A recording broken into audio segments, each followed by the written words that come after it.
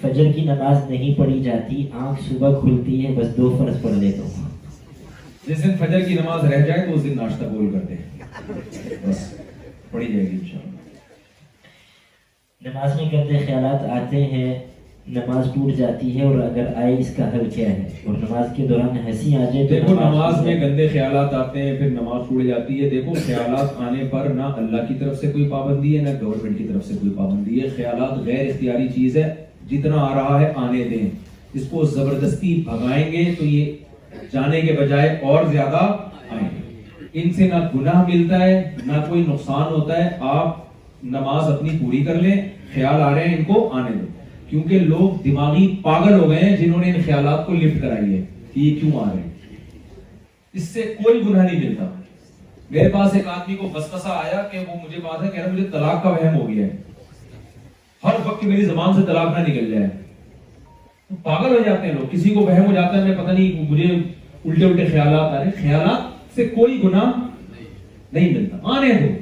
کام وہ کرو جو اللہ نے آپ کے ذمہ لگایا. دیکھو آپ جب دفتر میں جاب کرتے ہو, گورے کے پاس آپ جاب کر رہے ہو یہاں فرانس میں کسی کمپنی میں, اس نے آپ کو کہا کہ بھئی یہ پروجیکٹ ہے, یہ آپ نے کمپلیٹ کرنا ہے. صبح 9 بجے آ کے اس کرسی پہ بیٹھنا ہے اور شام 9 بجے آپ کی چھٹی ہوگی. یہ کام ہے, فائلیں. آپ آئے, آپ کہہ رہے ہیں مجھے خیالات بہت آ رہے ہیں, عجیب عجیب خیالات آ رہے ہیں, میں یوں کر دوں, میں یوں کر دوں, میں ایسا کر دوں, میں یوں کر دوں. گورا کہے گا تیرے ذمہ جو کام لگایا تھا کیا ہے کہ نہیں کیا؟ اگر وہ کام کیا, وہ کہہ رہے ہیں خیالات پر گورنمنٹ کی طرف سے کوئی پابندی, مجھے ورک چاہیے, کام چاہیے. کیا خیال ہے؟ بیگم نے آپ کو بھیجا انڈے لے کر آؤ. ہم تو کوئی مثال دیں گے نا ہمارے یہاں چل رہی ہے. آپ کو ساس کے بارے میں غلط خیالات آئے کہ میری ساس چنگیز خان لگتی ہے مجھے, اور میری بیگم ایسی, اور میری یوں, کاش میں اس سے شادی. خیالات آ رہے ہیں, وسوسے آ رہے ہیں. لیکن آپ جتنے انڈے بولے تھے اتنے لے کر آ گئے, اور مسکراتے ہوئے چہرے کے ساتھ آپ نے بیگم کے حوالے کر دیے. بیگم کہے گی ویل ڈن, بہت اچھے دیا. کیا خیال ہے؟ لیکن اگر آپ ان خیالات کی وجہ سے کام ہی نہیں کیا, آپ نے کام ہی نہیں کیا آپ نے, اور خیالات بہت اچھے آ رہے ہیں آپ کو. بیگم نے بولا جی 1 درجن انڈے چاہیے, آپ گھر سے نکلے, آپ میری بیگم کتنی اچھی ہے, بڑے اچھے اچھے خیالات آ رہے ہیں, میری ساس کتنی اچھی, میرے سسر کتنے اچھے. انڈے نہیں لے کر آیا. بیگم کہہ رہی انڈے کھا کے, بیگم آج مجھے تمہارے بارے میں اتنے اچھے فیلنگز آئی ہیں نا, اتنے اچھے خیالات آئے ہیں کہ میں انڈے نہیں لا سکا. بیگم بولے گی اپنے خیالات اپنے پاس رکھو. تو ڈیوٹی جو کام جس کے ذمہ لگتا ہے نا, اگر وہ کام پورا کر رہا ہے تو اس کو اس کا اجر ملتا ہے. اللہ نے ہمیں بتایا اس ٹائم پہ کھڑے ہو کر وضو کر کے نماز پڑھ لے, سورہ فاتحہ پڑھ لے, اس کے بعد سورت پڑھ لے, پھر رکوع کر لے, پھر قوم میں جا کے ربنا لک الحمد کہہ دے, پھر 2 سجدے کر لے, پھر یہ کر لے. یہ پراپر وے میں السلام علیکم ورحمۃ اللہ, السلام علیکم ورحمۃ اللہ, نماز تمہاری کیا ہو گئی؟ کمپلیٹ. یہ جس نے کام کر لیا, اچھے خیالات ہیں گندے خیالات ہیں, اس سے کوئی فرق نہیں پڑتا, ثواب مل جائے گا. اور اچھے خیالات آ رہے ہیں, نماز پڑھ نہیں رہا, ان خیالات کا کوئی فائدہ نہیں. گندے خیالات آ رہے ہیں, کام پورا کر رہا ہے, تو کوئی خیالات سے ٹینشن لینے کی ضرورت نہیں ہے. تو یہ وسوسے کے مریض دنیا میں ہر جگہ پائے جاتے ہیں. اس سے لوگوں کی زندگیاں تباہ ہو گئی ہیں, برباد ہو گئی ہیں. ان وسوسوں کو لفٹ نہ کرایا کریں. ایک چٹکلا سنا دوں. یہ وسوسے ایسی چیز ہے کہ ان کو جتنا نکالیں گے نا اتنا دماغ میں الٹا گھسیں گے. ایک آدمی, ہمارے یہاں تو تعویذ گنڈے بہت ہوتے ہیں نا پاکستان میں, انڈیا میں, تو ایک جاہی پیر تعویذ دیا کرتا تھا اور اس کی قیمت بہت زیادہ لیتا تھا. وہ لاکھوں روپے کا ایک تعویذ دیتا تھا اور کہتا تھا اس میں, جب کوئی پوچھتا نا اتنے پیسے کیوں لے رہے ہو, کہتا ہے 100% گارنٹی ہے کہ تعویذ اثر کرے گا. تو لوگ جاتے ہیں اس کے پاس, ایک دیہاتی چلا گیا, بھی میرا یہ کام نہیں ہو رہا. اس نے کہا تیرا یہ کام ہو جائے گا, 1 لاکھ روپے لوں گا, یہ تعویذ بنا کے دے دیا. تھا یہ پیر بڑا ہوشیار. اس نے کہا دیکھو یہ تعویذ تو میں نے 1 لاکھ روپے لے لیے, 100% گارنٹی ہے کہ یہ اثر کرے گا, لیکن شرط یہ ہے کہ جب تم گھر میں داخل ہو تو کالے کتے کا تصور تمہارے دماغ میں نہیں ہونا چاہیے. اب آپ بتاؤ کس کے دل میں کالے کتے کا تصور ہوتا ہے گھر میں داخل ہوتے ہیں؟ اب اس نے کہا یار یہ کالا کتا آ گیا نا دماغ میں اس کے, کالا کتا. اب کہہ رہے میرے تو 1 لاکھ روپے برباد ہو گئے. اب بار بار نا جھٹک رہے, کالا کتا نکلے ادھر سے. وہ تو جتنا کتا نکالو گے کتا اتنا آئے گا دماغ, اتنا ہی آئے گا نا دماغ میں کتا. میں نے یہاں اتنے اونچے اونچے کتے دیکھے, میں نے ایک ساتھی سے کہا یار یہ ہیں کتے لگ دمبے رہے ہیں, زبردست قسم کے خوبصورت.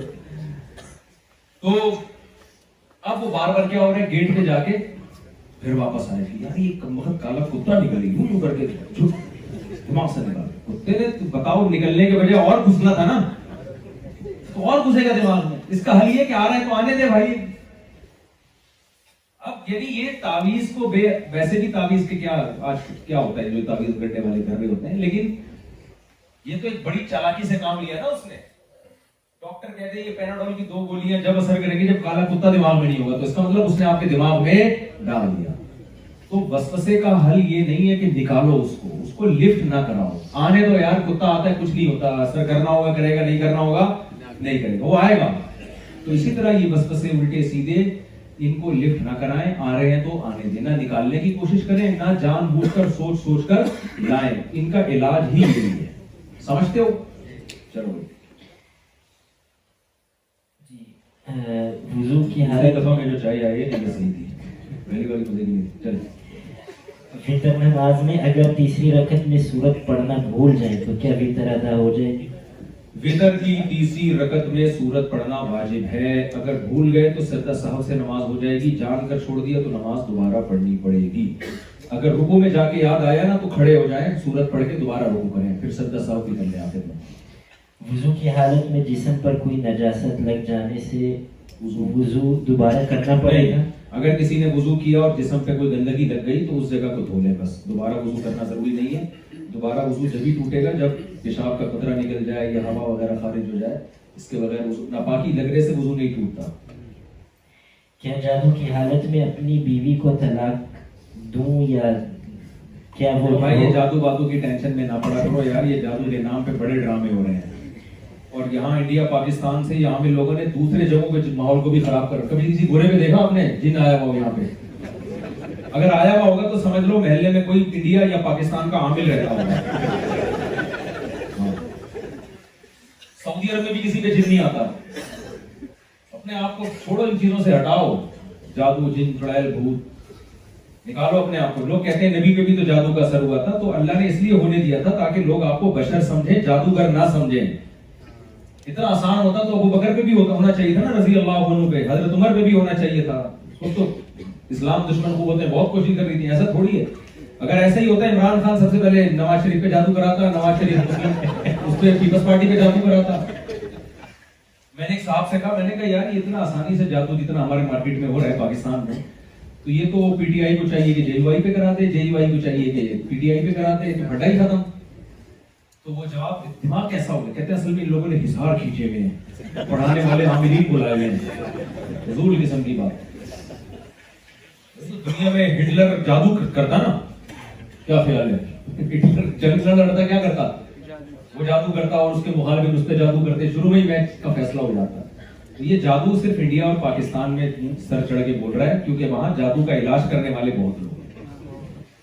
مجھ سے میں دبئی جا رہا تھا, میرے ساتھ فلائٹ میں ایک صاحب تھے, مجھے کہنے لگے کہ آپ میرے اوپر جادو ہوا ہے, آپ روحانی علاج کرتے ہیں؟ میں نے کہا تو کہتا ہے کہ کہاں ہے؟ میں نے کہا میں نے یوٹیوب پہ میرا ایک بیان ہے وہ ڈالا ہوا ہے. میں نے کہہ رہے کس نام سے؟ میں نے کہا اس کا نام ہے روحانی علاج والوں کا علاج.